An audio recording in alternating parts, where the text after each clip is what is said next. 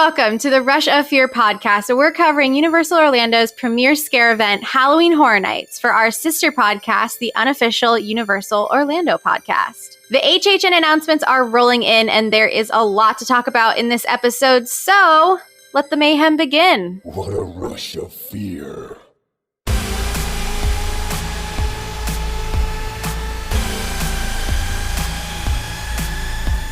Hi guys, welcome, Michelle and Kenneth. How are we doing today? Excellent. I'm so full of energy and life.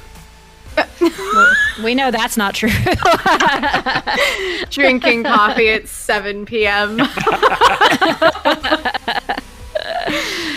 For sure. We're all busy people, but you know, we are obsessed with HHN, so we make it work. Heck yeah. Well, I guess should we just jump right in? We might as well. We've got a lot to talk about. So this was a busy week for announcements. It was, yeah.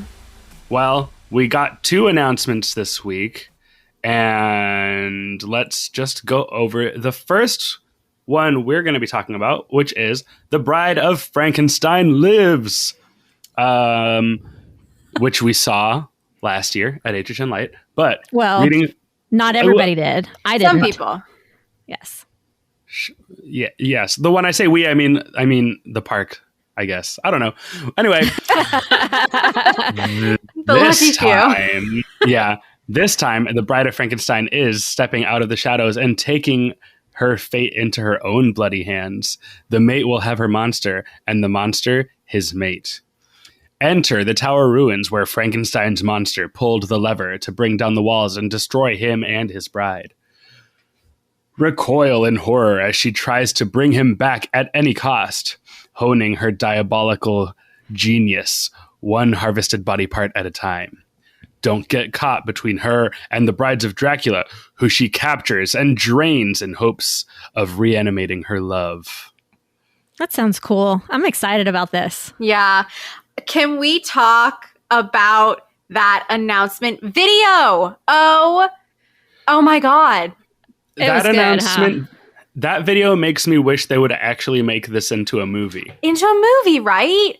Oh my God. That end scene of the video, literally chills. So when good. She's holding the bride in one hand, the Dracula bride, and then the monster in her other hand or whatever. Yeah, yes. That was incredible. I mean, oh my God. That was basically a movie trailer. Like, it was awesome. Oh my gosh. Now, that announcement video. Did you see it, Kenneth, the house last year? Oh yeah, of course. Okay. Yeah. I was going to say that announcement video is my favorite Sam Raimi film. It feels a lot like his style. He did the Spider-Man trilogy with Tobey Maguire and like the Evil Dead trilogy, Drag Me to Hell. And it feels, in my memory at least, like exactly his style. And Avon Pitts, I believe, is the guy who directed that. He does a lot of promotional video production for Universal, and he killed it there. Yeah, it was. I mean, oh my gosh, it was insane. But that is the house. Like that, So is that what the house was last year too, or have they tweaked it any for this year? No, that's exactly the house. That's it. Yeah. Okay. Yeah. Now I'm pretty sure if I saw it correctly, both horror, like Hollywood and us, are getting it, which is super exciting. I'm very excited for them to be able to experience it like along with us, because it was just that good. And I'm also excited for us to experience it like post-COVID, hopefully without like the facial coverings on the scare actors and like no plexiglass or no shower curtains and things like that, and really be able to see the whole house in its entirety and how it was supposed to be before a global pandemic. But like, I'm also excited. Hopefully we get to talk to our friends out in Hollywood about it and see how different the two houses are as well. Because like, obviously we have the big sound stages, but theirs are usually in like queue lines of things. So I'm excited. It was just so good. And like, I'm very excited. Yeah. I can't wait either, because this isn't, I don't know much about the brides, so I need to do my research before visiting the house. But this isn't at all what I envisioned in my head when I read this storyline and saw that trailer. So when I did, I was like, oh, this is going to be cool. Yeah. And like, we didn't. I was going to say is there's not a lot of research to do about the brides, because I mean, the Bride of Frankenstein is really only in like 5 minutes of her own movie right at the very end. Yeah. And the Brides of Dracula, I don't really know where they factor in. I've seen the original Bela Lugosi Dracula and the first sequel, which is Dracula's Daughter. And I don't remember seeing them at any point. So it's not really necessary information to have. Like, if you know how the first... if you know how the Bride of Frankenstein film ends, that's really all the backstory that you need. Yeah. So I'll just watch the last 10 minutes and I'll be good. It's definitely, I would say, yeah, if you watch Frankenstein and Bride of Frankenstein, like both of those movies, and they're both incredibly short movies, and very watchable, like they hold up very well. That would be plenty. And yeah, I just love this house is one, it's beautiful. The lighting, the sets, the costume design, everything. And it's a very story heavy house, and the story is so apparent. Yeah. You know, if you like with this information that they give you here, knowing this as you walk in, you will understand exactly what's happening in this house as you walk through it. It's so good. But even last year we didn't get anything. Like, we didn't get the promo video. We didn't get like a description or a blog post about the house. They were just kind of like, here it is, like, surprise. But even not knowing a single thing except for the fact that I'm going to see the Bride of Frankenstein and that's it, I still understood the storyline by the time I got to the end of the house, just on my first run through. Like, it was so good. But talking about the Brides of Dracula, I think the closest, as far as like what we got in the Universal Monsters house in 29, and then the Brides of Dracula that are again in this house, I would say the closest we have in like a film would be Van Helsing and the Brides of Dracula that are in that. I think that's what they closely match in like look, potentially, which they're terrifying. I mean, Van Helsing is an incredible movie, but yeah. Yay. Well, I'm happy that this one was finally officially announced. Not that I really had any doubt that it wouldn't be. Yeah. Because, I mean, it was already there. They didn't really have to do anything else to it. So, but still, I'm glad that it has officially come to fruition, and I will love this house. I know I will. Yeah. Yep. So good. The other thing I really love about this house, and they've kind of done it before, but this is kind of the biggest swing that they've done in this area, which is making houses that are based on IP but tell an original story. You know, this movie is a sequel to The Bride of Frankenstein from 1930, whatever, 32, 33. And it just really, like, the floodgates of your imagination open up of like, wow, what other classic, you know, original monster movies that didn't get a sequel, or the sequels do one thing and you're like, well, what if something different happened? Like, to think of like all of the different things that they can do now that they've kind of said, oh, we can kind of play around with these characters because they're ours. And that's we can true. kind of do what we want with them and tell our own stories with them. It's a really, really fun like world that they are starting to play in now. And I'm excited to see kind of where this evolves in the future. Yeah. That sounds like a good episode topic. Ooh. I mean, we created Disney HHN. Maybe we can create our own Monsters, Universal Monsters HHN event. That'd be cool. Yeah. That's cool. Nice. Awesome. Yep. Well, so the next announcement that we got on the same day, which is fabulous. In the same minute. Yeah. Interesting. Replied to the same main tweet. Right?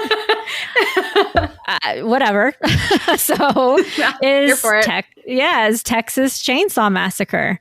So the little blurb that Universal put out about this one is, you've seen the 1974 horror classic. Now it's your turn to experience it for yourself. Enter the dilapidated Sawyer house and meet Leatherface and his demented family of merciless butchers.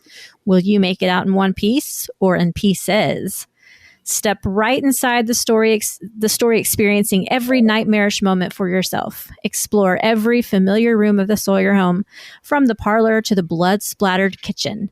You'll face carving knives, meat cleavers, meat hooks, and of course, that roaring, slicing, flesh-ripping chainsaw. Ugh, so I think it's pretty safe to say this is going to be our gory, bloody, gross house. Mm-hmm. Yeah, that's fair, I think. Yeah. I don't know. Well, we're going to talk about something later that I think could be another contender. But this is definitely, this will be gory. Yeah. Which is awesome. I love these houses. I'm not super crazy about the chainsaws inside houses because they're so loud. So loud, yeah. So loud. But the blood-splattered kitchen and all the meat cleavers, oh, that's going to be cool. Mm-hmm. Have you seen this movie, Michelle? You know, I think I probably tried to watch it as a kid, but I have not watched it since my renewed bravery has come into place. So it's on my list of things to watch. Okay. Mm-hmm. And Maddie, I'm trying to remember if you went to Horror Nights in 26, which is, they had a house based on this same film that year. Did you get to see that one? No, so 27 was my first year. Okay. Yeah, so I didn't get to, but I watched a few videos of when they had Texas Chainsaw Massacre as part of the tram tour walkthrough thing at Hollywood. Not last year, but the year previous to that. So R28 there, 2018. But I'm excited. Because Texas Chainsaw Massacre, the very, very first year that I ever knew what Horror Nights was the year of Freddy, Jason, and Leatherface. And so I feel like I've come full circle. I finally get to see Texas Chainsaw Massacre, at Horror Nights, like I was supposed to, when I was 9 years old. Oh no! I saw it in 26. Well, saw is probably not the right word to use. I went through it in 26, but probably with my eyes closed, so I don't really remember much about it. This is a house. I think at the end of 26, when I tallied all of my walkthroughs, I think this was possibly tied for first in terms of the most walks I did through a house. Because 26, I was in Vamp 55 and I would clock in an hour and 45 minutes after the event would start. So I would spend my early evening going through houses before I went to work. And then a lot of nights I would get off work before the night was over. So I would go through more houses after I was done. Oh, cool. And Texas Chainsaw is the entrance to those tent houses was right next to the backstage break space where, my scare zone was. So I would just walk right out into Kid Zone and go through Tomb of the Ancients and Halloween 2 and Texas Chainsaw Massacre all the time. Mm-hmm. And this house was one of my favorites. I think it's I don't know if it's underrated. I can't really get a feel for what the general consensus was of the opinion of this house. I loved it. I always hear people say it smelled bad. I don't think it did smell bad. I kind of liked the way it smelled, but maybe there's something wrong with me. I don't know. I tend to think that these bloody houses do have a stench to them. And I don't know if it's just the materials that they use or if it's some, odor or fragrance that they actually pump into the area to smell like that. But Weird, yeah. What was the one the year before that was the bloody one? I can't remember the name of it. The big with all the... In 2019? Yeah. Ugh. With all no, they're not Spartans, but you know what I'm talking about. Nightingales. Yeah. That was my house. Nightingales. That one. It smelled horrible. Yeah, it smelled Trust me, I worked it. Yeah, for me, anytime there's a house that's like super gory and bloody, it kind of has that smell. Well, the Nightingale's house had a very distinct smell, though. It was yes, that fake blood smell, but it was also like earthy soil, burning Rome, like all mixed together. And they did that on purpose. That was a scent that they purposely pumped into the house. Okay. Whereas like I do agree with you though, like fake blood definitely has like a very distinct smell. And like it's like what's that fabric? Gauze? Oh gosh. No, not gauze. Like potato sacks are made out of it. Burlap. Oh, burlap. Burlap. Yeah. I feel like burlap mixed with like fake blood. That's what I'm picturing this house is going to smell like. I don't know why. Oh, yeah. Yeah. Right? That's fair. Yeah. But I only thought, and this is because I'm not as versed in horror movies as I should be, but like this is based off of the 1974, which is but there's so many others. But when we first did the Spec Map episode, did we talk about there being a new Texas Chainsaw Massacre movie? Yeah. And that's why we think they're redoing it? Because it's just such a random IP to pull from like the archive of HHN.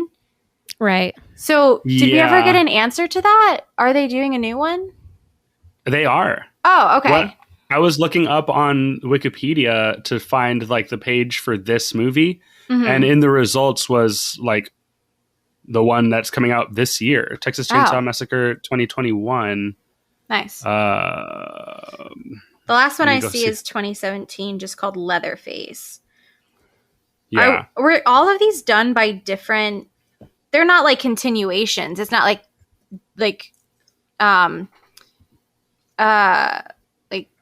Halloween 1, 2, 3, 15, and these 16. This is all just the same story, just redone by different directors and movie studios, I'm assuming. That I'm not sure of. I've only seen the first 2 Texas Chainsaw movies, which are like part of the same series. One is a sequel to the other. And I'm gonna guess the first 4 are a traditional series, and then starting at the remake in 2003, things probably go a little bit because there's 2003, wonky. There's 2006, there's Texas Chainsaw 3D, and then there's Leatherface in 2017. But there's also the original 1974. Then there's the 1986 Texas Chainsaw Massacre 2. And then there's Leatherface, Texas Chainsaw 3. Oh my God. There's a lot. Gosh, I have a lot of watching I need to do. Texas Chainsaw Massacre. Wait, The Return of Texas Chainsaw Massacre. But my gosh. That one also has, is it a drag queen? I'm confused. I don't know. Well, for this particular house, it says you've seen the 1974 horror classic. Now it's your turn to experience it for yourself. So I'm guessing this house is based on the classic. Oh yeah, it definitely is. Yeah. And how many storylines can we have about a guy who cuts people up and makes things out of their skin? I mean, in all honesty. Well, evidently we can have a lot of them. Apparently. I just find it interesting. I'm curious to see how different this house is from the one that was in 2016, because that was also based on the same movie. So they didn't market it as like, hey, we're bringing back this classic house that you loved, like they did when it was the American Werewolf in London. Mm-hmm. So I'm just, it's very interesting to me that they would do another house based on the same movie that they just did 5 years ago. And I'm not against that. I can't think of a time they've ever done that before without like intentionally saying like, hey, we're bringing this back because you loved it. And that's only happened once. So this is very strange. Excited though. Yeah, excited. I guess we'll find out how they do it differently. But I just listened to a Crime Junkie. It's a like true crime podcast that I listen to, but they did an episode on Ed Gein, who is like basically the real life Texas Chainsaw Massacre. And let me just tell you, learning about that changes a person. I am not the same person I was after listening to that 45-minute episode. Like, if you have not done research on Ed Gein, 100% do it, because it is like I don't want to say fascinating, because that's like not healthy at all for me to be fascinated in that. But like, hey, true crime is like one of the biggest genres in anything right now. So yeah, but like, you're it's not alone. insane. It's a scary, scary story for sure, and definitely one that you're like, oh my, like that actually happened. Like that human existed in our lifetime, and he did those things. This is not just a movie. Like, oh my God. Well, let's jump back into fantasy for now, because I feel much safer in fantasy. Okay, that's true. Very fair. We are not a true crime podcast, so let's stick with fantasy. Oh man, that's fair. So along the day that we got all these announcements was just something else. And so on top of our 2 announcements from Halloween Horror Nights themselves, we also got version 3.0 of the HNNightmares speculation map for this year. And it's been pretty on point per usual.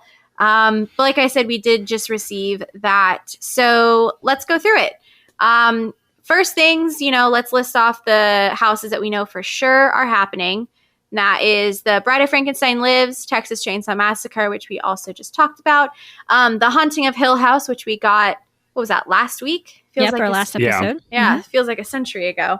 Beetlejuice, which also feels like a century ago.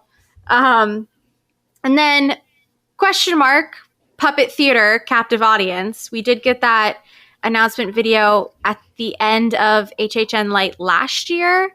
Yeah. But there's been no more talk about it at all since then. It's also not on that page on the Horror Nights website that has like those boxes. So maybe we're going to get like a legit announcement with a real like house trailer potentially. Yeah, that's really interesting. I would definitely say if it's not on the Horror Nights website, it's not officially announced, even though it has been officially acknowledged by official channels. Yeah. But like we know the house was built because Michaelo walked us through it in that video. Yeah. But a lot can happen in a year, like something may have changed. I doubt it though. Well, yeah. I seriously doubt it. I don't want it to change, because I think this one would be like creepy as hell. Oh yeah. We've said it before. Puppets are terrifying. Yeah. Dolls are terrifying. And puppets that are like made out of human body parts. Oh, that's crazy. Yeah. I mean, that's what I was going to say earlier when you said if Texas Chainsaw is this year's gore house. I think Puppet Theater, based on what we saw in that video, is another strong contender. Oh, yeah. And assuming Revenge of the Tooth Fairy is coming back, that house had its fair share of gore as well. Did it? So, yeah. Not like bloody, like blood and guts gore, but it was definitely like... It was more gruesome than I anticipated. Yeah, that's the right word. Yeah. Okay. Yeah. Yay. Yay for gore. Woohoo. Yeah. And then we don't have an official announcement on this one yet either, but we did get some teaser photos from, I don't even know who. From within the parks, yeah. Yeah, who posted that. But Welcome to Scary Horror in the Heartland unofficially looks like it is coming as well. So So for those who didn't see it, a bunch of people actually took pictures of the facade, which is back behind Men in Black in that house. There's a big billboard sign that is so big that it comes up above the construction walls, and it's not covered either. Not at all. It's not. No. It's not covered. So we can pretty much say, yeah, that one's happening. But no one's looking over there. Why would they cover it? It's another churro stand, evidently. No one's like trying to take pictures of it. So what's the point of like Right?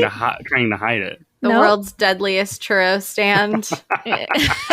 Yes. The churro stand you never want to go to. The churros are made of fingers. I think this is going to be a pretty strong year.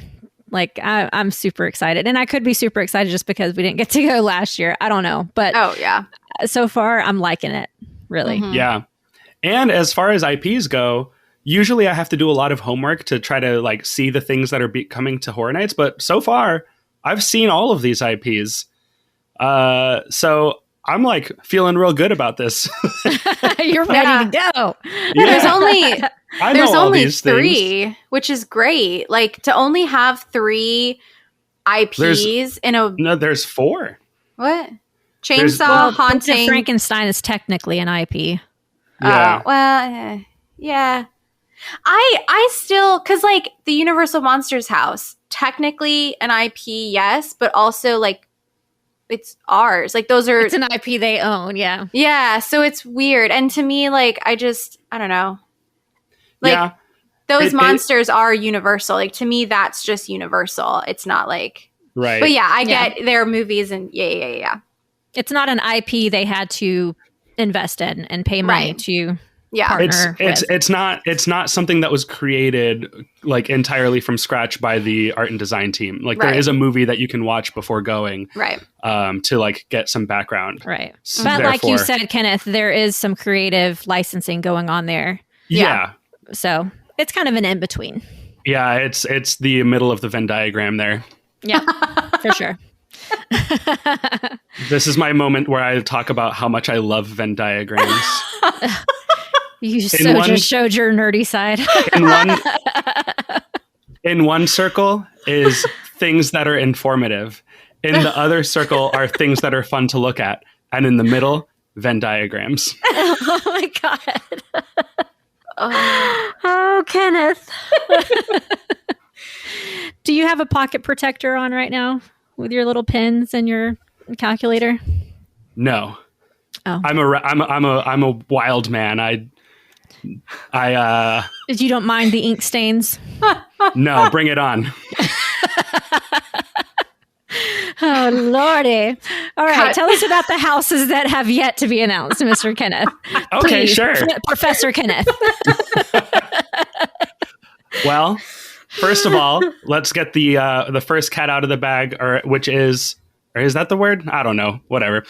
The first one, a house that many of us, or some of us, got to see last year, which is Revenge of the Tooth Fairy. I think since The Bride of Frankenstein is returning officially now, I think it's safe to assume that Revenge of the Tooth Fairy will also return. So that one, we're still waiting to see. Then there is HHN Icons Captured, which, that would be fantastic. And I think that one's also pretty safe to say is going to happen as well because of that Jack announcement. How he said that we're going to see 3 versions of him. Oh, yeah. And they told us he's going to be in a house. Yeah. So I think that's pretty safe.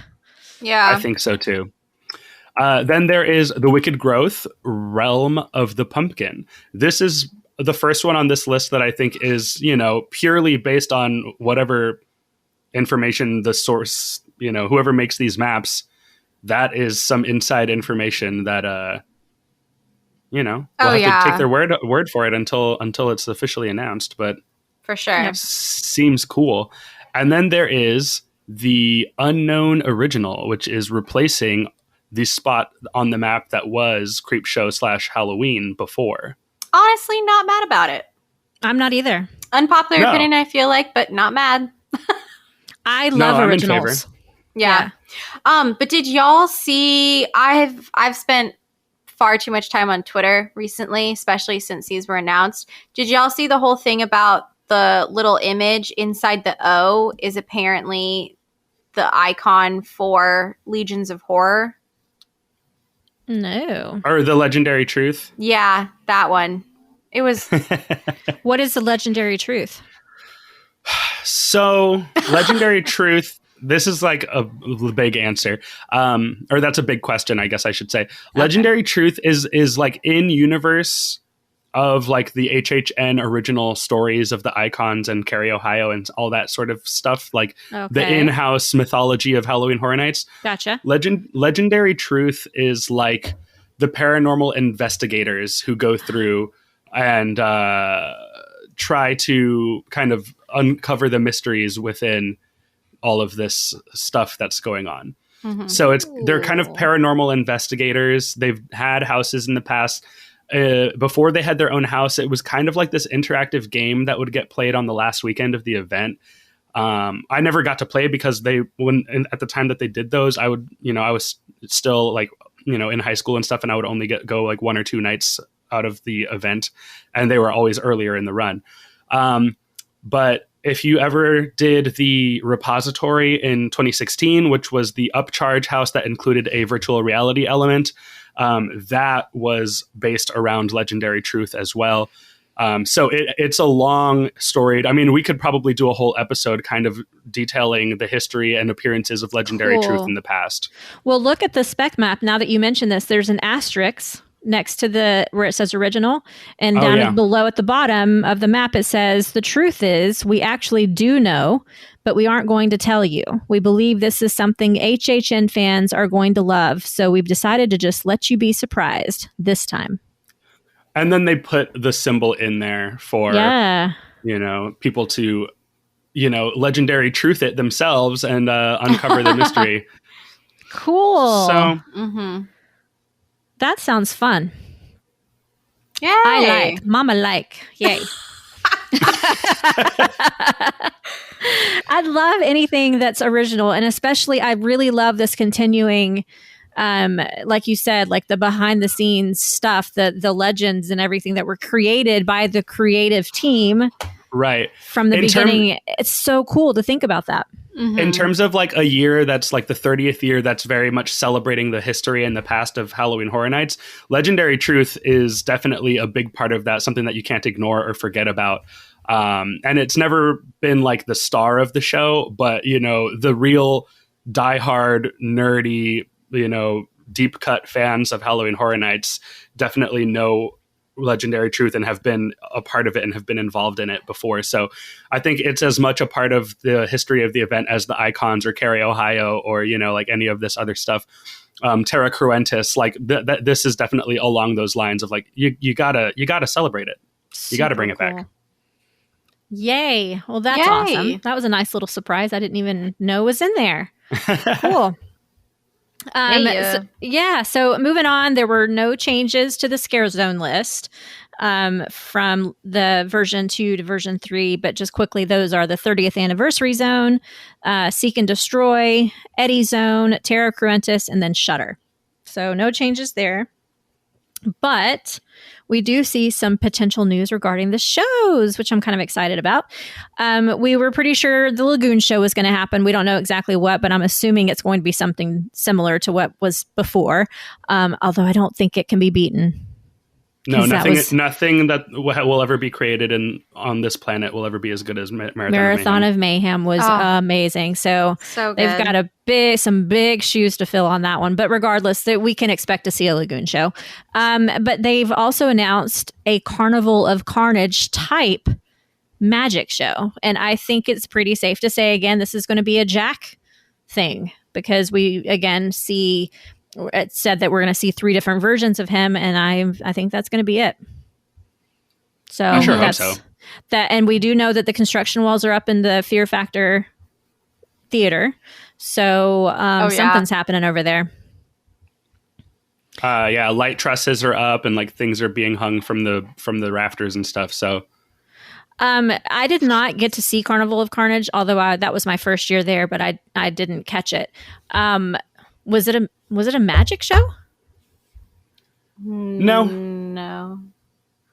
Not unless magic means murder. Sure. I mean, not within the story of the show, it was not a magic show, but I guess you could kind of call it a magic show in terms of like the way that the like kills and stuff were, done on stage. Yeah, it's just interesting that they say Carnival of Carnage, but then they add on type magic show. So maybe like knife throwers, but they don't miss that kind of stuff. I don't know. I just want to see Jack pull some doves out of his jacket. A little bunny out of his hat. That would be great. It's just Jack doing like a like little kid's birthday magic show. Like he's like, when will this scarf end? He squirts us with water from the flower on his lapel. Yeah. Pulls the scarf out of his really cool pants. I forgot about his pants and how great they are this year. Michelle, did you listen to our episode about Jack? No. Man. Oh man. Highly recommend. You don't listen to this show, Michelle? It's really good. You should listen to it. I should, dang. You missed my whole thing about Jack and his pants. I cannot. Oh, man. I'll have to go listen to it post haste. Oh, yeah. I hope Lee had a great time editing that because I had a great time talking about his pants. Oh, Lordy. I'm very intrigued now. Yep. Well, I'm intrigued about this show too. I think it's going to be cool because I'm excited because I missed the first Carnival of Carnage. So and the second. Yeah. So I hope it's just as good. Yeah. I was hoping though, going back to talking about the scare zones, I was hoping that we were going to see some sort of different announcement instead of that seek and destroy because I still have no clue what that could possibly be. Like, yeah, I think it's probably going to be an original, like just something new. We don't know what, we don't know. And it just happens to have the same name as that funky video game that has no information about it on the internet anywhere. Yeah. Yeah. I mean, I would venture to say it's definitely not that. Yeah. But whatever it is, I'm sure it'll be cool. New York zones are always so big. They are. And I haven't been the biggest fan of the last couple, but when they do them right, they are awesome. Yeah. Yeah. Agreed. Yeah. It's going to be great. Yep. I am happy this year, though, with there is no Purge. Because we did get that Purge movie. Oh, that just came out. On wood. You better knock on wood. I know. I'm knocking on. They're not done announcing, Maddie. I know. I mean, like maybe we'll get it next year. I don't know, but like, when I saw like that there was a Purge movie coming out, I was like, oh no, please. Like, don't get me wrong. Like, Purge is fun. I know everyone loves it, but like. There's too much that we like are excited about this year already with like the 30th year and like all the icons being back. Yeah. I was like, at least like bring it back next year. Just wait a year. Yeah. Just wait. And do it like they did in the, I know a lot of people didn't like the Blumhouse Volume 2 with the first Purge, but at least that was the first time that the Purge was ever at the event and it was always supposed to be the Purge. Mm-hmm. Like it didn't replace something else that they just spray painted over existing sets from another movie. So, I would be fine with the Purge, as long as it isn't replacing something else. Right. That's the main problem that I have with the Purge and like its history at the event is just, I get that it's, a Universal owned franchise and it's really easy to make anything be the Purge because it's just about chaos and murder. So like it really can fit in any setting. It can. But like it's just so lazy. Just make it one of the roaming hordes, for God's sake. Like, right. That's pretty much what it is anyway. You don't have to have a whole house based on it. That would make sense. Mm-hmm. Yep. Yeah. I mean, it's basically the Horror Nights team's version of Whiteout. They're just like, dang it, we lost. We have to, fix this. All right, make it the Purge. It's like exactly. It's like their scapegoat. Like, yeah. Which I mean, like that's fair. And like, if you have that, card that you can play, and you run out of time, and you can't do something you were planning on, then like you know, what else are you going to do? Exactly. That's fair. But like, I think it's more a shame of the fact that we lose something else, you know? Yeah. Yeah. Which is why I didn't have a problem with the first Purge, because I was like, hey, this didn't replace something better. This is just what it was always supposed to be. Right. And I liked it. It was the first time the Purge house actually represented a movie in the series. Yeah. Awesome. All right. Well, sweet. I think that'll do it for this episode. Hope y'all will continue to join us for the run up and during Halloween Horror Nights 30. Pretty safe to say that from this point on, you're going to be getting news on the regular, which hopefully it all just doesn't drop at once like it used to back in the day. I think that would be a very long episode for us. Yes, it would. Ooh. But Very, we're very getting long. close. It's mid-July, and the event starts beginning of September. So Yeah, we pretty much just have August left yep. to get a lot of announcements Oh boy. and frequent fear tickets. Stock up on your coffee, Kenneth. Oh, yeah. Yeah. It's going to be great. All right. Well, until next episode, always for more content, check out our Facebook page at facebook.com/rushoffear and follow us on the Instagrams at rush.of.fear. And if you'd like to attend this year's event, please reach out to Mouse and Muggle Travel Company. My team and I will take great care of you. We can secure your standalone tickets, express passes, tours, hotels, and packages. And yes, we can even book annual pass holder discounted rooms and packages. So if you'd like to do that, visit our website at mouseandmuggle.com, or you can email me directly at Michelle. That is Michelle with 2 L's at mouseandmuggle.com. Yeah. All right. Thanks for listening, everyone. The podcast has come to an end. Now, get out.